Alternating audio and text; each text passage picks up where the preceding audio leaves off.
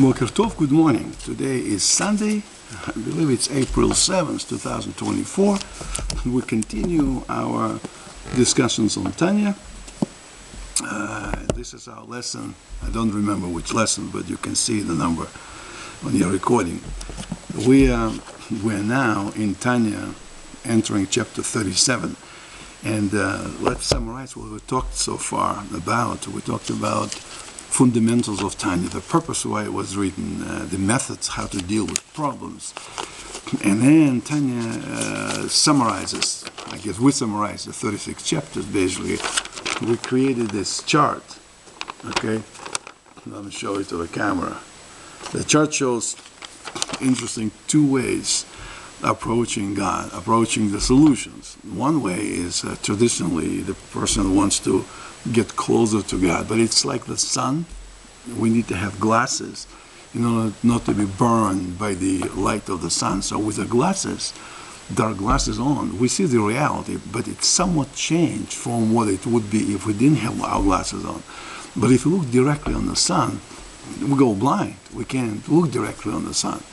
And that's a dilemma. That's a dilemma for the person who wants to get close to God, become one with God. God even says to Moses, to Moshe Rabbeinu, you cannot see my face and live. You will die if you see my face. You will burn. You can only see indirectly by my characteristics. And that's the whole concept, the Kabbalistic concept of 10 Sfirot. We don't take it literally. That's the 10 Sfirot floating, but it's conceptually. God has attributes of mercy, of strength, of love, of malchut, chokhmah, bina, all sorts of characteristics with which we at different times interact with God and interact actually with each other. So getting very close to God, we cannot. The question becomes, traditionally thought that in afterlife, those of us who believe in that, and Jews do, but not all. People have doubts. People have their own road, their own path, their own search. If you take a position of the traditional thinking of Judaism that there is a Olam Haba, the world to come, then in this world, traditional people think, well, then you really know God. But what happens actually, well, how do I know? I haven't been there. But Tanya would state, and the Torah would say, Talmud would say, Midrash, that you're basking in the light of God. You are on Hawaiian vacation with a pina colada, with beautiful weather, no worries, no work to do, just basking in the infinite light of sun. And yet, as a soul, basking, freed from the body, freed from all the problems, it's still not part of the sun. You're very close to the sun. You can look at it without glasses. It's revealed, but it's still not one. So Tanya is saying in this chart that we talked about it, in this world, and the unique third way is when we do a studying Torah, when we learn Torah and do mitzvot, good deeds, and prayers, Torah, mitzvot, and good prayers, we actually, our soul, look in the previous lessons, you'll see this chart recorded, our thought, speech, and action, which are the garments of our divine soul, get us connected to Shekhinah directly. Torah gets us to our inner soul, divinity. Our mitzvot, good deeds, connect our animal soul that surrounds the divine soul, and that connects us to the body. It would become literally one with God. Now we are one with God. It's like you're holding your hand to something, like in the Matrix, as showed. You hold the hand and you merge with this body. You now God.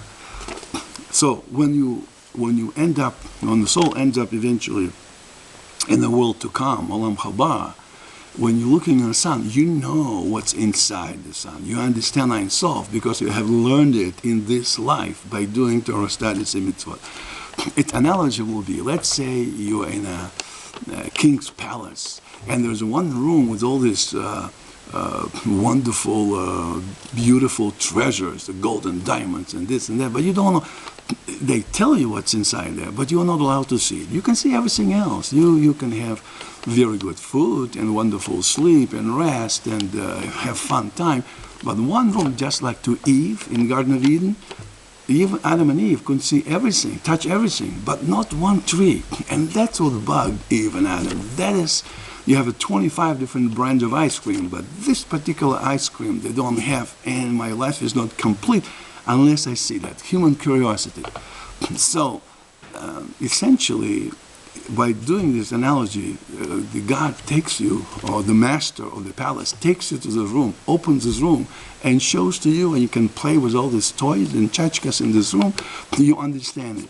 When you leave the room and you continue living in this palace, you no longer have a need to go to this room. You've seen it. So your curiosity has been exhausted. You are complete. So it is here. When the soul goes to the world to come, you're basking in the sun. You're no longer thinking, I still cannot get close. What's the difference? On this world, I couldn't get one with sun, with God, and on the next world, I also can. I am closer, I'm basking it, but I still not one with that. Well, the answer is you have been there. By Torah studies and mitzvot, you have been in there, and by doing that, you experience that. So now you are in Hawaii, sitting in the beach and drinking a pina colada and enjoying life. You no longer have this need to understand what's behind it because you were shown there. Okay, I see it. I understand God's nature. I am not envious of that. That's His job. I have mine. Everything is fine, and you are completely in peace. That is a connection. So to summarize, in this world, we want to get close to God, but it's like a spring. The more you compress it, the more resistance you get. You can't. It's still a noble process to do. Torah encourages us to do that. Tanya encourages us to do that. Even if we don't fully understand the alternative way, it's still a good thing to do. You get it to what you can. Even if you don't do a Torah study and mitzvot, if you do a praise, you try something, it's still a good step in the right direction. But if you do Torah studies and you do good deals, help other people, that's definitely gets you not a glimpse, but full understanding. You are one. You are God. God is you. You are together. One. No duality. You experience that. And then in that sense, the soul coming to the next world have complete peace. Not only it observes God, not only it's close to God, but it no longer have a need to become one with that.